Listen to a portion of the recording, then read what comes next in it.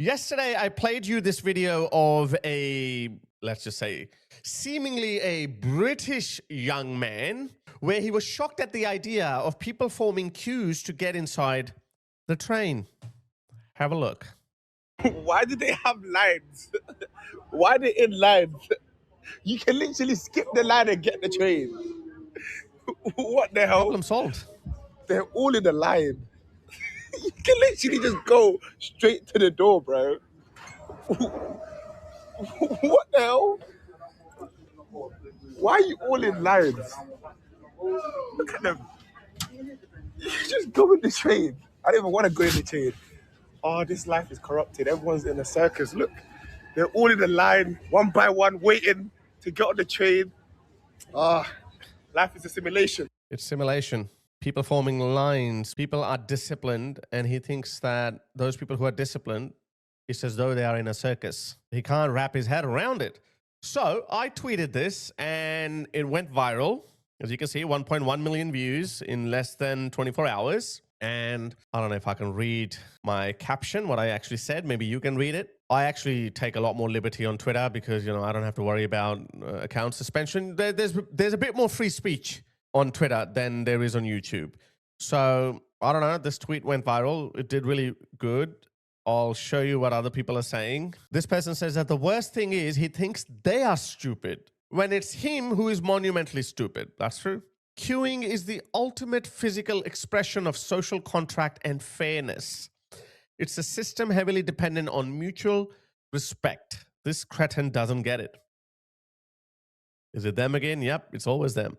It's called civilization. Some people will never be a decent part of the community. This video is perfect distinction between two upbringings and cultures. That's it. Okay, you know what? We'll just stop at that. Okay, we won't go this far. This just confirms our theory, guys, that even when you bring in people from less developed cultures, you bring them in, you give them first world facilities, you give them the same education, the same upbringing, you give them world-class first world facilities, they would still not let go of their cultural behaviors, because behaviors are shaped by cultures over many generations. And any idea that, you know, when you can bring anyone from anywhere because we're all the same, you bring them in and they will all become one because we all believe the same. It's bullshit.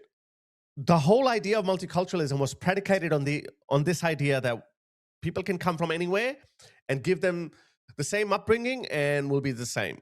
We'll all be the same. Obviously, this has monumentally failed in America with African-American communities. It's obviously failing in all over the Western world when it comes to other cultures. And I don't think we have to shy away from speaking the truth now. Australia did not have a machete problem. Australia had many other problems that other white societies have, you know, bar fights, getting drunk, drink driving, domestic violence, all of those problems that other Western countries have had. And Australia, like many other Western countries, was doing well and handling it. And as the Australian society was evolving, those things were going down as well. Sexual violence, domestic violence, pub fights, etc. All of these things were going down because that's what happens in homogenous societies. They're high trust societies. You can educate them better. I remember in the 2010s, there was a massive campaign against domestic violence in Australia because suddenly people were talking about domestic violence. People were saying that every woman gets assaulted by her partner. No, not every woman. Every third woman gets assaulted by her partner during her relationship with him. So it's like, oh, that's actually a pretty damning and shameful statistic. We've got to do something about it. So the Australian government started pouring tens of millions of dollars into anti-domestic violence advertisement campaigns, which was good. And I'm sure it was working. I'm sure it worked as well because a lot of people started talking about it. Yes, that's not how it was supposed to be. But then at the same time, we were bringing in people from war-torn Africa. And in 2010s, I read a stat yesterday. In 2015, only 4% of all youth detainees were of African origin. Today, in 2026, 50% of all youth detained are of African heritage, yet they only make up 2.6% of the Victorian population. So everywhere you look, so when we imported people from war-torn countries, we imported their horrible cultural practices as well. Violence is one of them. So it's okay for you to curb domestic violence in mainstream society, But then at the same time, you brought in people who chop people up on the streets. Home invasions have gone through the roof. So, as I said, we don't have to hide behind that. We've gone past the stage where you say, oh, this is inconvenient. It's not inconvenient. Well, even if it is inconvenient, we don't care, because I want to raise my kids in a safe society. I did not move to Australia where there were gangs of African youth butchering people on the streets. That's not the country that I moved to. Where's my money back guarantee? I moved to a white country. I moved to a country which was 95% white, and that's why I moved to that country. I was like, oh, highly civilized country, highly prosperous country. Now you keep diluting its culture. It's 88% white now, and we've seen Britain, which is only 73% white now. And what's happening in the UK? And look what's happening in Spain. Okay, so let me play you some more videos, okay?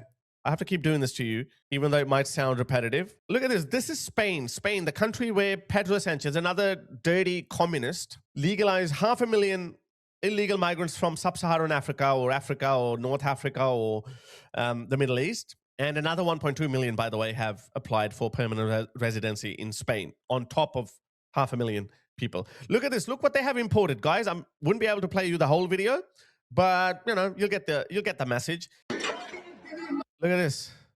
This North African, actually, is probably not North African, is speaking Arabic. He gets into an argument with this person is a woman, by the way, and he's gonna beat the hell out of her. Look at this, and that's a Spanish woman. I don't know, probably a woke woman. Maybe up until this point, she was part of the refugees are welcome mob. Maybe, I don't know. She might still be after that, because you never know. The woke mind virus is very lethal. Okay, let's watch this.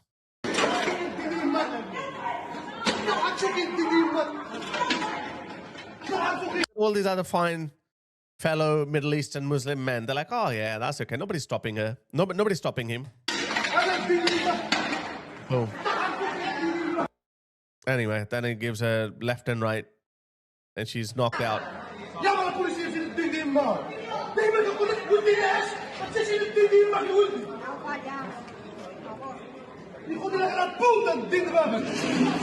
He's saying, call the police. He probably doesn't understand that, and well, he probably doesn't even care. He doesn't care. They have literally brought in, they have rolled out the red carpet for people who are literally living in the 7th century. They think it's okay to assault people, assault women in front of everyone, in front of the whole world. They don't care about cameras are rolling, nothing. So anyway, so she just walks away. Look at this.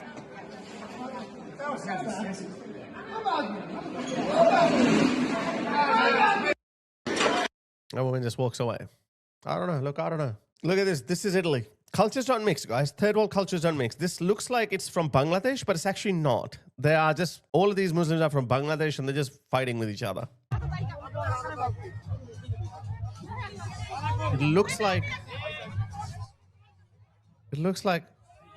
this is Bangladesh. I've seen many videos from Pakistan, Bangladesh, where, you know, these crowds are just, usually they're just lynching people.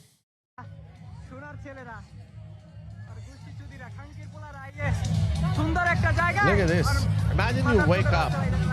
This used to be a beautiful Italian country town, and you just wake up one day and you're like, whoa, whoa, whoa, what happened? Did I wake up in Bangladesh, or what is this?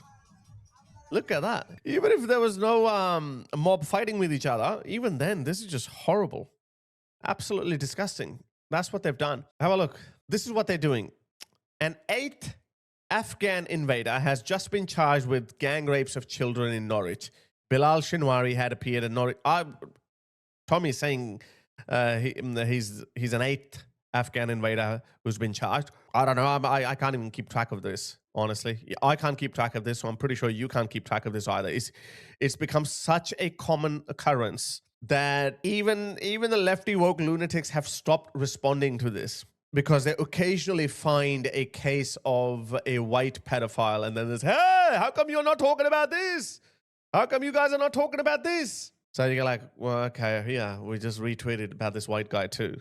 Nobody's denying the existence of white pedophiles. He had been in custody in Ireland after being arrested there on 22nd of May. He's been charged with 2 counts of rape of a child, 1 count conspiracy, blah, blah, blah. Belfast gang rape horror. 2 Somalis and a Nigerian charged. 3 foreign nationals, Hassan Mahmoud, another Muhammad, Abdi Rahman, Abdi Hakim, another Muhammad, and Rotimi Adayomo. I don't know if that's a Muslim name, but it doesn't matter. 55 with a prior violent history, accused of brutally raping a Belfast woman in an HMO. In an HMO, those hotels where your taxpayer dollars, pounds, are paying to stay to keep them. Foreigners are just 6.8% of Northern Ireland's population, yet 20% of sexual offense custody records. So those that are recorded. It could be, the actual number could be much, much higher. Now look at this. And look at this. This is how they behave. You bring them in. This is how they behave. And the natives, the moment a native looks at the police officer wrongly, he gets arrested, belted, put in the back of the van. You are racist, all of you. Okay, that's not racist. No, take your hand. Take your hand. Take your hand. And look how quickly he obliged, faithfully. He took his hand back. But he's not going to stop barking at him. He's going to keep saying, oh, take your hand off me. I bring back police brutality. That's all I'm going to say. No, take your hand. Take your hand. Take your hand. Take your hand. Okay, he said it the 4th time unnecessarily. I would have definitely... There's my hand. Touching you. No, but don't he's a big part. Don't say like that. Don't do that. Don't do that for me. I'm Palestinian, man. I'm Palestinian, man. Like, as if... What does that mean? Look at him. Bro, if you're so brave, then you wouldn't be getting bombed by the IDF. Why don't you show this bravado to the IDF? I love the IDF. Come on, IDF. I'm a Palestinian, man. I'm a Palestinian, as if... What does that mean? I'm in a public. I'm standing there. Don't pressure that. I don't. All right, I'm it's not okay. going to go away from it. Let's take the picture of these 5 corrupt police. Come on. Why? I know what You know what he's doing? Yeah, you know. Yeah. very good. You're messed up in your head, my friend. And you are nothing to me. All of you. You are racist. So these are the people that the British government is importing in their tens of thousands. And Shabana Mahmood is actually facilitating that. She's working on a legislation that would make NGOs sponsor refugees, and they could bring them in from all types of horrible countries, the kind of countries we already know. They don't mix well with Western societies. They can come in their tens of thousands. They're not going to stop, guys. They're not going to stop unless they are stopped. Given up on stopping illegal migration. Instead, they're going to make it even easier for thousands of people to come into our country. Last week, they announced a new community sponsorship scheme, which would allow community groups to bring asylum seekers directly into Britain. Many of these groups, particularly left-wing charities, don't even believe in the concept of borders. And not only just left-wing charities, guys. How many of these community groups will be founded or probably already exist that are Muslim, that have been set up by Muslims? How many? Oh, 100 families from Gaza. We know them really well. Here's a letter. And they'll write a letter to the Home Office, and that's it. Bring them in. And then they will spread. And they'll be like these people. These are the people they're bringing in who hate Britain, who hate the West. They're not going to stop. But this legislation could give them the power to handpick people to sponsor them to come into the UK. There you go. Yeah, I saw that tweet, actually.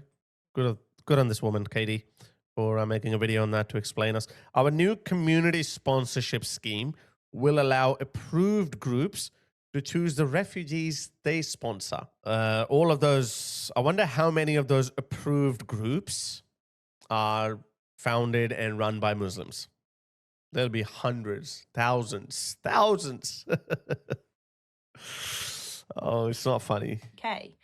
Now, the government has claimed the number of people allowed into the scheme will be capped at 10,000 a year, which is already huge. But Labour sources have said that numbers will, quote, grow in time. Of course, those 10,000, they'll send in their boys, their men, and then every person that comes in will have 5 family members who will accompany him later on. And while they come, they'll do all these kind of things, protest, cause chaos. We've already seen what these Palestinian activists do, yeah? You're going to increase it by 10,000 every year, and then they're going to live in government funding housings, and then they're going to bring in their family members. And then, this vicious cycle is going to continue to grow over time, and it's going to become a snowball. They've clearly realised that their plan to stop the boats simply isn't working. But rather than getting control of the border, they're just offering people alternative ways to get in, making it seem like the problem has gone away. This government just cannot be trusted to protect our borders. Yeah, guys, I don't know. A lot of people are saying we can't really wait until 2029, but I don't see any other option. But some people are saying that Andy Burnham may call an early election because, he can't do all of these things. He doesn't have the political mandate. So how can he do anything? How can he take any action? But either way, guys, this is it. Remember that. This is the biggest evidence. Third world cultures do not mix with highly civilized, highly developed Western cultures. They just don't mix.